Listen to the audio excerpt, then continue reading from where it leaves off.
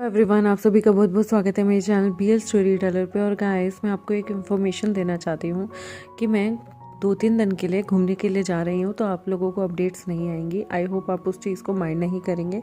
और जैसे ही मैं आ जाऊँगी तो मेरी जो भी अपडेट्स रह जाएंगी, आई गेस इस मंथ की मैंने ऑलरेडी आप लोगों को 6 अपडेट दे दी हैं, तो मेरी अगर कोई अपडेट रह जाएगी तो मैं आकर उसे अपने आप ही फटाफट से कवर कर दूंगी। तो चलिए आज के पार्ट को हम शुरू करते हैं। जो हमारा विजन होता है ना, वो नेक्स्ट डे बहुत ज़्यादा शर्मा रहा होता है, और यहाँ पर उसको जिस तरीके से किसी ने बहुत मिस्टीरियस तरीके से उसे मोलेस्ट करने की भी, हैरेस करने की भी कोशिश की थी। अनजान सा वो व्यक्ति भी बार बार सोच रहा था कि वो कौन हो सकता है जो उसे सीक्रेटली एडमायर करता है। वो अगले दिन यहाँ पर अपनी क्लास के लिए जाता है। वो देखता है कि आज उसकी लवांगची के साथ कोई क्लास नहीं थी, और पूरे दिन सुबह से उसे लवांगची भी कहीं नहीं मिला था। वो यहाँ पर चू वेनिंग से पूछता है कि मास्टर कहाँ है, तो चू वेनिंग कहता है कि आज जो लवांगची है ना, वो मेडिटेशन के लिए दूसरे ग्राउंड पे गया है। विजन कहता है कि क्या मैं भी मास्टर को ज्वाइन कर सकता हूँ। तो चू वेनिंग कहता है कि लवांगची कह रहे थे, यानी कि यंग मास्टर लैन कह रहे थे कि वो हैंगवन जुन आज किसी से भी मिलना नहीं चाहते। वो एकांत में अपनी प्रैक्टिस को जारी रखना चाहते हैं। विंग कहता है लेकिन वो मेरे मास्टर हैं, मुझे ऐसे ही बहुत बेचैनी सी हो रही है, क्या मैं उनके पास जा सकता हूँ। चुवेनिंग कहता है ठीक है, मैं तुम्हें रोकूंगा नहीं, क्योंकि वो तुम्हारे मास्टर हैं। तुम्हें उनसे मिलकर उनसे बात करने का पूरा हक है। विंग यहाँ पर चुवेनिंग से इजाज़त लेता है और वो अपने मास्टर को ढूंढने के लिए निकल जाता है। उसके जो मास्टर थे वो एक जगह बैठे हुए थे। यहाँ पर जो लवांगची होता है ना, वो पहले तो एक जगह बैठा हुआ मेडिटेट करने की पूरी कोशिश करता है, लेकिन उसके बाद जब बात नहीं बनती तो वो अपनी मेडिटेशन को छोड़कर वो मन में सोचता है कि मेडिटेशन से मुझे कोई फ़र्क नहीं पड़ रहा। वो तलवार लेता है और वहाँ पर अपने विजन के सहारे अपने मूव्स को चलाने लगता है। वांगची के मूव्स को विभूषण बहुत क्लोजली जो है देखता है और वांगची को कहता है, मास्टर क्या मैं भी आपके साथ इस तरह से तलवारबाजी में ज्वाइन कर सकता हूँ। यहाँ पर विंग की आवाज़ सुनकर लवांगची भौचक्का रह जाता है और कहता है, तुम यहाँ क्या कर रहे हो? मैंने तो मास्टर चू को कहा था कि यहाँ पर किसी को ना आने दें। विंग कहता है लेकिन मैं आपका डिसाइपल हूँ, मैं आपको देखना चाहता था कि आप किस तरीके से फाइट करते हैं। क्या मैं आपके साथ डुएल कर सकता हूँ? यहाँ पर लवांगची विंग को मना नहीं करता। विंग भी अपनी सुब्यान निकाल लेता है और वांगची बेचन को, वो दोनों आपस में लड़ने लगते हैं। विंग पहले तो इन चीज़ों को एंजॉय कर रहा था, लेकिन वांगची के जो फास्ट मूव थे उन्हें देखकर विंग उसे काउंटर नहीं कर पाता। यहाँ पर विंग एक टाइम ऐसा आता है कि गिरने को होता है, लेकिन खुद को संभाल लेता है। उसे ये मूव थोड़े फेमिलियर लग रहे थे। ये मूव बिल्कुल वैसे ही थे जैसे उसका सामना उस इंसान से हुआ था जिसने इसकी आंखों को बंद कर दिया था। विंग को वांगची के ये मूव बहुत अलग लगते हैं। विंग अब यहाँ पर वो चाल चलने लगता है जो कि उसने उस टाइम पे चली थी, लेकिन वांगची की जो चाल थी वो यहाँ पर इसे थोड़ी डिफरेंट लगती है। विंग पहले तो मन में सोचा था कहीं शिजुन तो, फिर वो मन में सोचता है नहीं, शिजुन वो इंसान नहीं हो सकते। शिजुन को ऐसा करने की क्या ही ज़रूरत है, मैं तो उनसे काफ़ी छोटा हूँ, 6 साल लगभग। और शिजुन तो कितने प्योर हैं, मैं ये सोच भी कैसे सकता हूँ सपने में भी कि शिजुन ऐसा करेंगे। यहाँ पर वो वांगची के साथ compete करता है, लेकिन वांगची उसे हरा देता है। विंग यहाँ पर अपनी हार कबूल करके घुटनों के बल बैठ के अपने टीचर से माफ़ी मांगता है कि उसने उनका मेडिटेशन भंग किया। वो शिजुन से कहने लगता है, शिजुन पर मैं आपको कुछ बताना चाहता हूँ। लवांगची बड़े प्यार से बड़े ध्यान से उसे सुनता है और कहता है, कहो क्या बताना चाहते हो। विंग यहाँ पर वांगची उसकी तरफ देखता है और फिर दूसरी साइड मुड़ जाता है, क्योंकि वांगची को वहाँ पर अपना कुछ सामान था जो कलेक्ट करना था। विंग यहाँ पर वांगची को कहता है कि मास्टर मैं आपको ये बताना चाहता हूँ कि मुझे नहीं पता, मुझे ऐसा लगता है कि कोई इंसान है जो मेरा पीछा करता है। वांगची 2 मिनट के लिए हॉल्ट हो जाता है, रुक जाता है। विंग कहता है पता नहीं, जब भी मैं कभी नहाने होता हूँ या कभी एकांत में बैठा होता हूँ या मैं कभी भी अपने ध्यान में मग्न होता हूँ, तो वो इंसान मेरा पीछा करता है, मुझे छूने की कोशिश करता है, मेरी आंखों पे पर्दा डाल देता है। हालांकि उस इंसान ने कभी मुझे हार्म नहीं किया, लेकिन वो मुझे सीक्रेटली लव करता है, या फिर उसकी मेरे प्रति हो सकता है कोई गलत धारणा हो। और मैं आपको ये भी बताना चाहता हूँ, कल जब मैं नहा रहा था तब किसी ने मुझे विंग को ये कहना अच्छा नहीं लग रहा था कि किसी ने उसे किस किया। तो कहता है किसी ने मुझे नहाते हुए देखा मास्टर, मुझे नहीं पता कि ऐसा कौन कर रहा है, कौन हो सकता है वो। ये बात सुन के वांगची के कान लाल होने लगते हैं।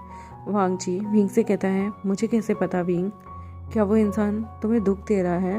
विंग कहता है दुख तो नहीं दे रहा मास्टर, लेकिन मुझे नहीं पता ये कैसी फीलिंग है। I mean, पहले मुझे ऐसा लगता है कि वो इंसान मेरी आंखें बंद कर देता है जिससे मुझे घुटन होती है, फिर वो मेरे बहुत नज़दीक आता है। पहले तो मुझे वो चीज़ फोर्सफुली लगती है, लेकिन फिर थोड़ी देर बाद मेरा दिमाग उस चीज़ को कहीं ना कहीं रिस्पॉन्ड करने लगता है अनकॉन्शियसली। मुझे उसकी उसकी जो खुशबू है ना वो फेमिलियर लगती है। वो एक पाउडर का इस्तेमाल करता है अपनी ओरिजिनल खुशबू को छुपाने के लिए, और वो हमेशा इल्यूशनरी पाउडर को इधर उधर फैला देता है ताकि जिससे मुझे चीज़ों का भ्रम भी पैदा रहे और मुझे समझ भी ना आए रियलिटी और वर्चुअल चीज़ों के बीच में। वांगची कहता है कि क्या वो इंसान तुम्हें नुकसान पहुंचाना चाहता है। विंग कहता है नहीं, मुझे नहीं लगता कि वो नुकसान पहुंचाना चाहता है, पर मुझे ऐसा लगता है कि वो ये सारी चीज़ें छुप के क्यों करता है। अगर वो मुझे पसंद करता है तो वो मुझसे सामने से भी तो कह सकता है। वांगची कहता है कि विंग हो सकता है कोई तुम्हारे सामने आने की हिम्मत ना करता हो, क्योंकि सबको पता है कि तुम कितने ज़्यादा दिलेर हो सकता है वो इंसान रिजेक्शन से डरता हो। उस इंसान को होगा कि शायद तुम आने वाले टाइम में उसे रिजेक्ट कर दोगे, इसलिए शायद वो इंसान तुमसे डरता हो कि तुम एक ना एक दिन उसे रिजेक्ट कर दोगे। विंग मुस्कुराता है और कहता है ऐसा कुछ नहीं है शिजुन, अगर वो इंसान अच्छा हो तो मैं उसे अपनी ज़िंदगी में एक मौका ज़रूर देना चाहूँगा। वांगची कहता है वो इंसान कोई भी हो सकता है, तुम्हारा दुश्मन भी। विंग कहता है मुझे प्रॉब्लम नहीं शिजुन, क्या अगर आपके साथ कोई ऐसा कर रहा होता तो आप उसे चांस देते। वांगची चुप रहता है। विंग कहता है मैं भी कैसी बातें कर रहा हूँ शिजुन, क्या आपको कभी किसी से प्यार हुआ है। यहाँ पर वांगची मुड़कर विंग को देखने लगता है।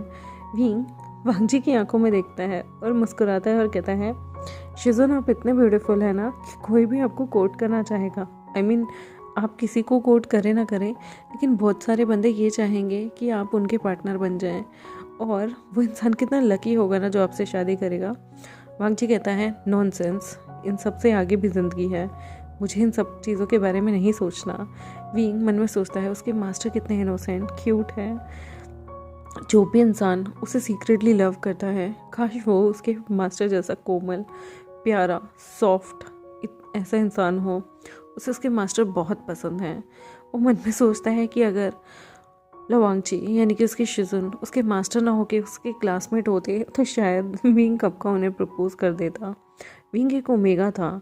एक ओमेगा बहुत रेयरली ही आगे बढ़ के अपने प्यार का इजहार करते हैं, लेकिन विंग को बिल्कुल भी ऐसा नहीं लगता था कि उसे ये चीज़ नहीं करनी चाहिए। उसे तो बल्कि ऐसा लगता था कि अगर उसके मास्टर उसके प्यार को एक्सेप्ट करते हैं या फिर उसके मास्टर उसके फ्रेंड होते, कलीग होते, तो उसे कितना अच्छा लगता।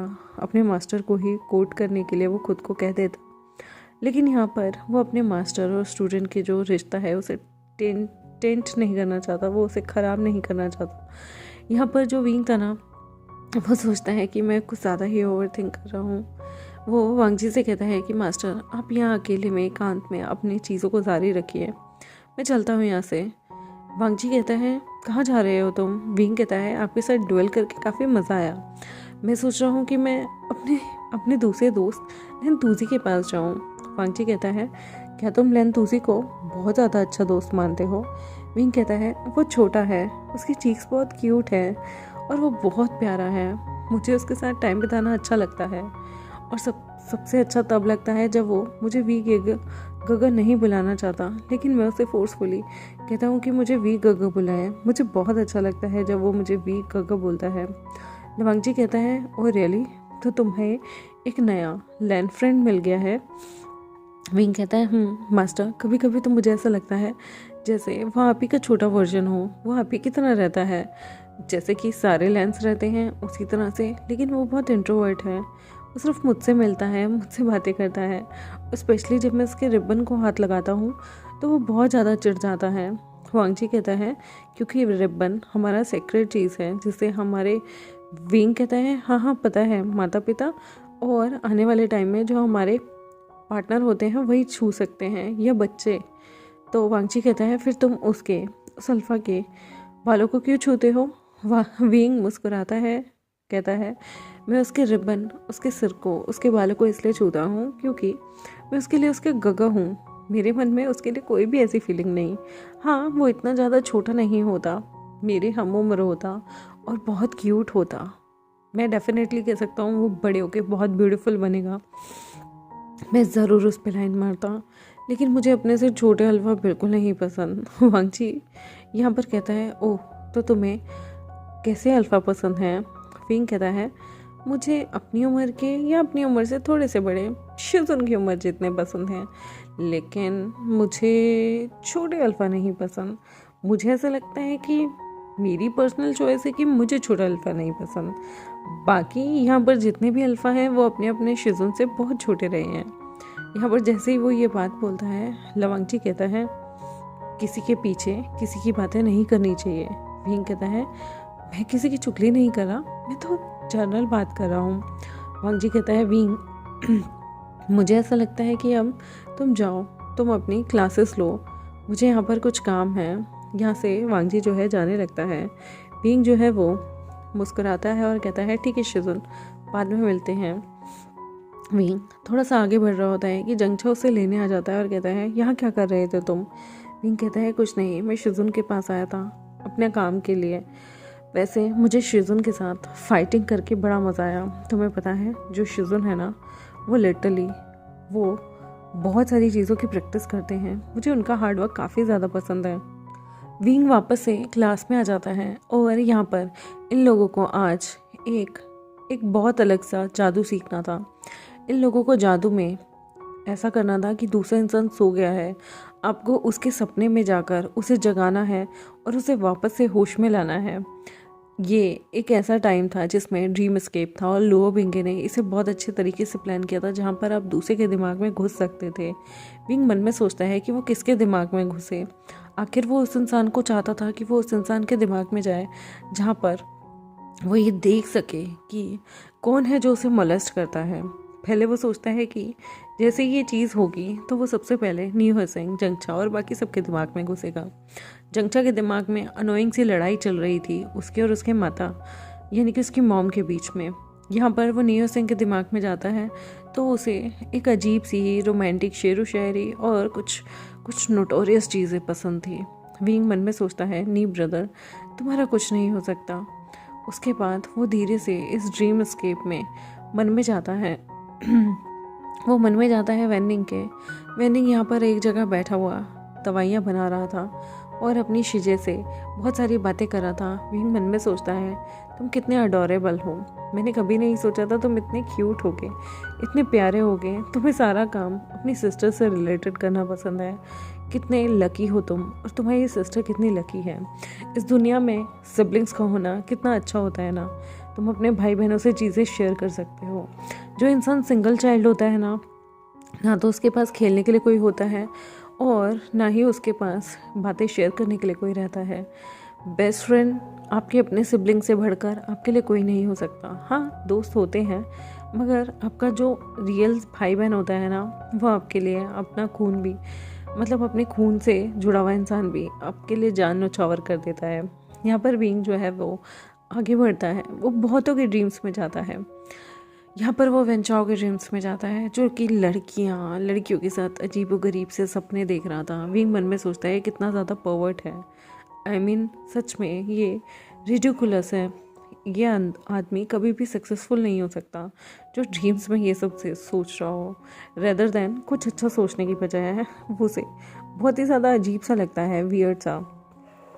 वो धीरे धीरे सबके ड्रीम्स में जाता है। फिर वो शुयंग के ड्रीम में जाता है। वो शुयंग के ड्रीम में देखता है एक छोटा सा बच्चा जो रो रहा है अपने बाबा के लिए। उसे याद आता है किस तरह से शू चोंगाई ने यहाँ पर विंग को कहीं ना कहीं नुकसान पहुँचाने की कोशिश की थी और वो उसके बेटे को कहीं ना कहीं सब चीज़ों से अलग ले जाना चाहता था। वो देखता है कि किस तरह से शू चोंगाई शुयंग के साथ बहुत बुरा बिहेव करता था। वो देखता है कि किस तरह से उसे अक्सर टॉन्ट मारे जाते थे, उस छोटे से बच्चे को कितना इल ट्रीट किया जाता था।